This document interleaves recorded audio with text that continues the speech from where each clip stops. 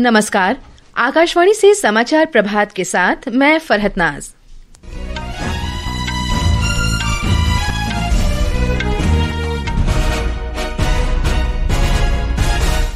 भारत चीन सीधी उड़ानें और सीमा व्यापार पुनः शुरू करने पर सहमत हुए। सीमा पर शांति के लिए कार्य समूह गठित करने का भी निर्णय। प्रधानमंत्री नरेंद्र मोदी ने कहा, भारत और चीन के बीच स्थिर और रचनात्मक संबंध से क्षेत्रीय और वैश्विक शांति तथा समृद्धि को बढ़ावा मिलेगा। विदेश मंत्री डॉक्टर सुब्रमण्यम जयशंकर आज मॉस्को में भारत रूस आयोग की 26वीं बैठक की सह-अध्यक्षता करेंगे। राष्ट्रीय जनतांत्रिक गठबंधन के उपराष्ट्रपति प्रत्याशी सीपी राधाकृष्णन आज नामांकन दाखिल करेंगे। महाराष्ट्र में पिछले 4 दिन में बारिश से जुड़ी घटनाओं में 21 लोगों की मौत। आज गुजरात, गोवा और महाराष्ट्र के कुछ हिस्सों के लिए रेड अलर्ट जारी। और रश्मिका सहगल ने 16वीं एशियाई निशानेबाजी चैंपियनशिप का स्वर्ण जीता। और अब समाचार विस्तार से।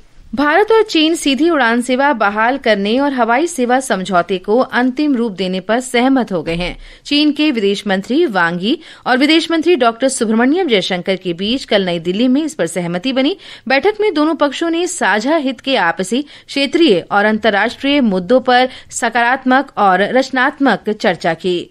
प्रधानमंत्री नरेंद्र मोदी ने कहा है कि भारत और चीन के बीच स्थिर और रचनात्मक संबंध से क्षेत्रीय और वैश्विक स्तर पर शांति और समृद्धि को बढ़ावा मिलेगा। उन्होंने भारत चीन सीमा पर शांति और सद्भाव बनाए रखने और सीमा विवाद के परस्पर स्वीकार्य समाधान पर बल दिया। प्रधानमंत्री ने कल चीन के विदेश मंत्री वांग यी के साथ नई दिल्ली में बैठक की। चीन के विदेश मंत्री ने श्री मोदी को चीन के राष्ट्रपति शी चिनफिंग का संदेश और तियानजिन में प्रस्तावित शंघाई शिखर सम्मेलन के लिए निमंत्रण सौंपा।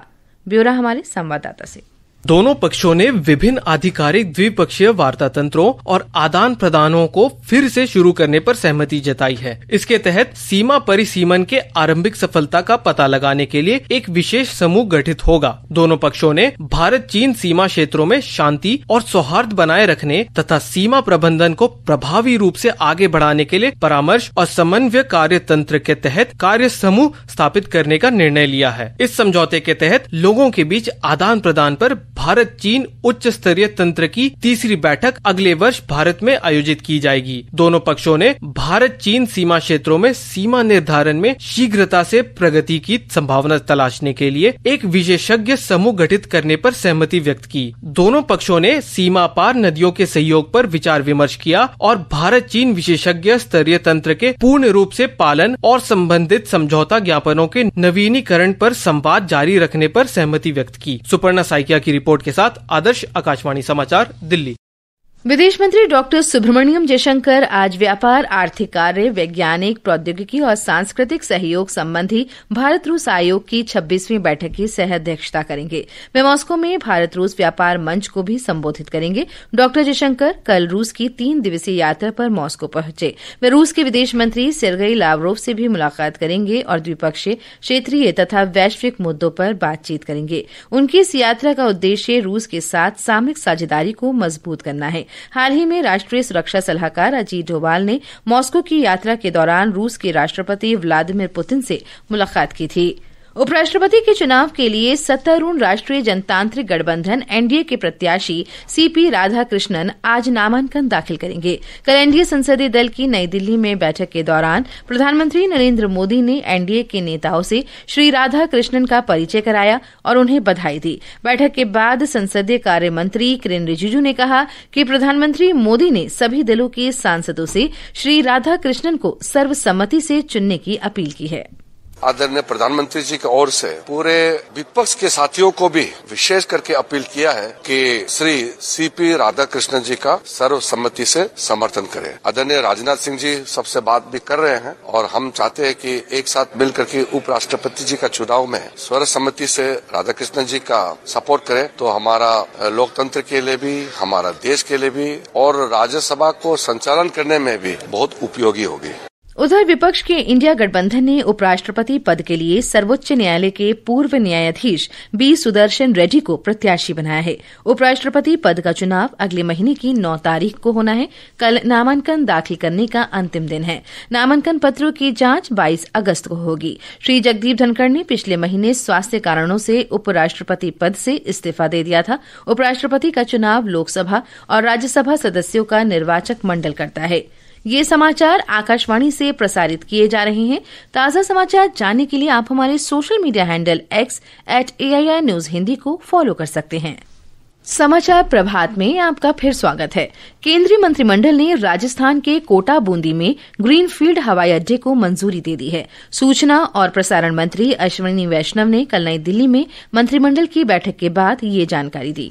ग्रीनफील्ड एयरपोर्ट नया एयरपोर्ट बनेगा, कोटा बूंदी एयरपोर्ट। करीब 20,000 स्क्वायर मीटर की टर्मिनल बिल्डिंग बनेगी, 3,200 मीटर का रनवे बनेगा, 1,000 एकड़ जमीन राजस्थान सरकार इसके लिए फ्री ऑफ कॉस्ट दे रही है और करीब 1507 करोड़ रुपए का इन्वेस्टमेंट इसमें आएगा। कैपेसिटी इसकी होगी 2 मिलियन पैसेंजर्स पर एनम।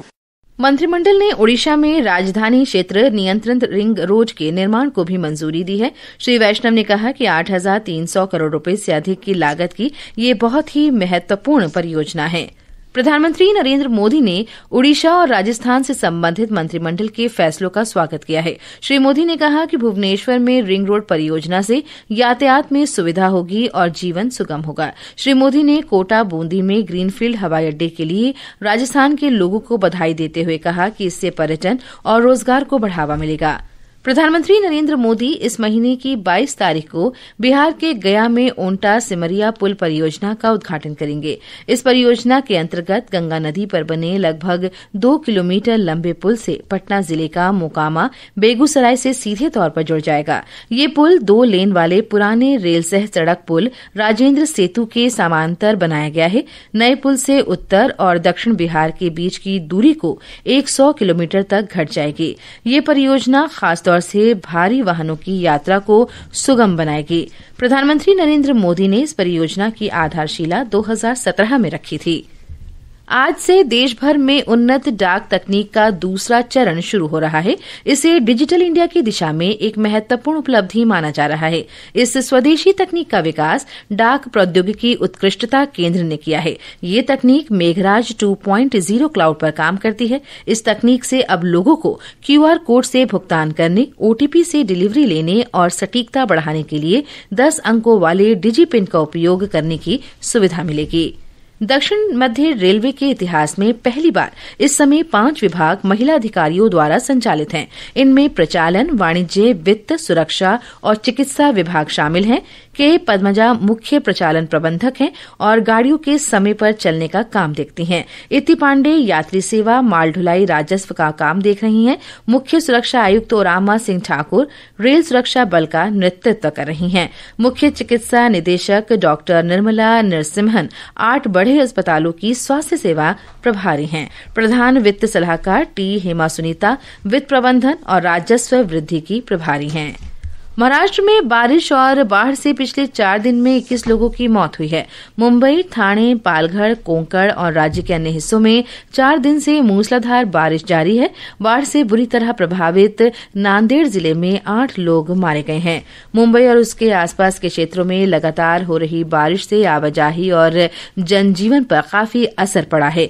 आसपास के कई क्षेत्रों और रिहायशी इलाकों में पानी भर गया है। हमारी संवाददाता ने बताया है कि लगातार बारिश से शहर में रेल, सड़क और हवाई यातायात भी प्रभावित हुआ है।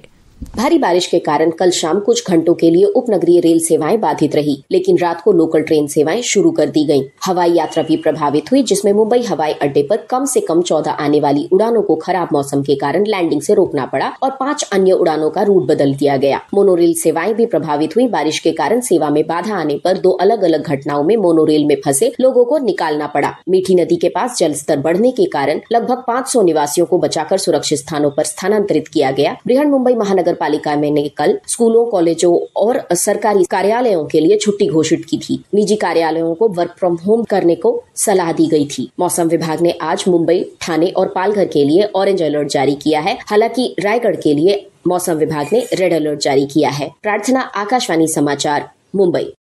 वहीं मौसम विभाग ने गुजरात, गोवा और महाराष्ट्र के तटीय इलाकों में अत्यधिक तेज वर्षा का रेड अलर्ट जारी किया है। जम्मू कश्मीर, उत्तराखंड, हिमाचल प्रदेश और पूर्वी राजस्थान में अगले 2 से 3 दिन तक तेज बारिश का अनुमान है। मध्य प्रदेश, सिक्किम, छत्तीसगढ़ और पश्चिम बंगाल के कम ऊंचाई वाले इलाकों में अगले 7 दिन तक तेज वर्षा हो सकती है। कर्नाटक के तटीय इलाकों और तेलंगाना में भी आज तेज वर्षा की आशंका है। दिल्ली और आसपास के इलाकों में कल सवेरे तक हल्की वर्षा या गरज के साथ बौछारें पड़ने का अनुमान है। उधर पाकिस्तान में आज तड़के इस्लामाबाद, रावलपिंडी, पेशावर, स्वात, चित्राल और एबटाबाद में भूकंप के झटके महसूस किए गए। इसकी तीव्रता 3.7 मापी गई। भूकंप का केंद्र अफगानिस्तान के हिंद कुश क्षेत्र में धरती की सतह से 190 किलोमीटर नीचे था। भूकंप से जानमाल के नुकसान की खबर नहीं है। और अब खेल जगत की खबरों के साथ हैं मुकेश कुमार बल।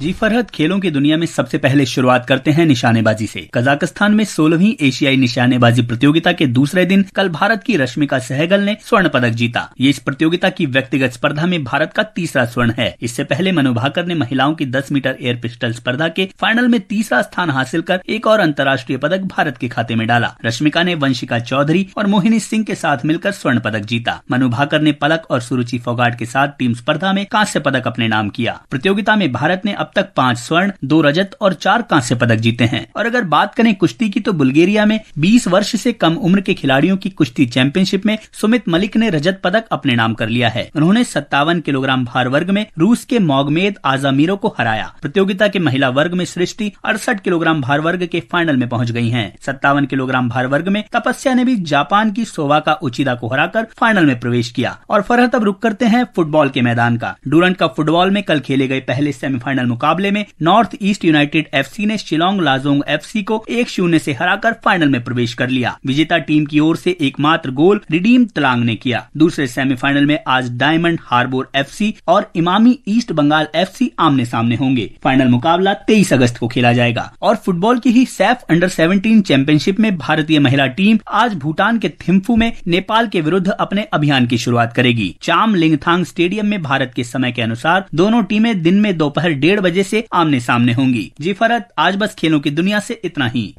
धन्यवाद मुकेश। और अब आज के समाचार पत्रों की सुर्खियों के साथ है निखिल कुमार। धन्यवाद फरहत। भारत और चीन के बीच कई मुद्दों पर सहमति बनने की खबर सभी समाचार पत्रों की सुर्खी बनी है। जनसत्ता लिखता है, सीधी उड़ानें और सीमा व्यापार फिर शुरू होंगे। अमर उजाला के शब्द हैं, भारत और चीन के रचनात्मक रिश्ते वैश्विक शांति के लिए अहम। राजस्थान पत्रिका की सुर्खी है, नई सुबह, भारत चीन सीमा विवाद का हल तलाशेंगे, सड़क मार्ग से फिर व्यापार। उपराष्ट्रपति चुनाव में पक्ष और विपक्ष के उम्मीदवार घोषित करने का समाचार कई अखबारों ने अपनी सुर्खी बनाया है। देशबंधु लिखता है, एनडीए के सीपी राधाकृष्णन के खिलाफ इंडिया गठबंधन ने बी सुदर्शन रेड्डी को बनाया उम्मीदवार। शुभमन गिल के उप कप्तान बनने का समाचार राष्ट्रीय सहारा ने प्रकाशित किया है। नव भारत टाइम्स ने यह खबर अपने पहले पन्ने पर सचित्र दी है। T20 में उप कप्तान बनकर लौटे शुभमन। भारत की आर्थिक वृद्धि पर टैरिफ का असर नहीं, S&P ने कहा, जीवन स्तर को बेहतर बनाने के प्रयास और आर्थिक सुधारों से कम होंगे बाहरी प्रभाव। यह खबर दैनिक जागरण के आर्थिक पन्ने पर है। हिंदुस्तान ने उम्मीद शीर्षक से खबर प्रकाशित की है, दोबारा जीवन के लिए शरीर कर रहे हैं फ्रीज। कंपनियां इंसानों की मौत के बाद दिमाग समेत शरीर को जमा रही हैं। 6 महीने के भीतर मिल सकता है दिल्ली चिड़ियाघर को जिराफ। एनिमल एक्सचेंज के तहत कई चिड़ियाघर से चल रही थी बात। ये जनसत्ता की सुर्खी है। धन्यवाद निखिल। और अंत में मुख्य समाचार एक बार फिर। भारत चीन सीधी उड़ानें और सीमा व्यापार पुनः शुरू करने पर सहमत हुए। सीमा पर शांति के लिए कार्य समूह गठित करने का भी निर्णय। प्रधानमंत्री नरेंद्र मोदी ने कहा, भारत और चीन के बीच स्थिर और रचनात्मक संबंध से क्षेत्रीय और वैश्विक शांति तथा समृद्धि को बढ़ावा मिलेगा। विदेश मंत्री डॉक्टर सुब्रमण्यम जयशंकर आज मॉस्को में भारत रूस आयोग की 26वीं बैठक की सह अध्यक्षता करेंगे। राष्ट्रीय जनतांत्रिक गठबंधन के उपराष्ट्रपति प्रत्याशी सीपी राधाकृष्णन आज नामांकन दाखिल करेंगे।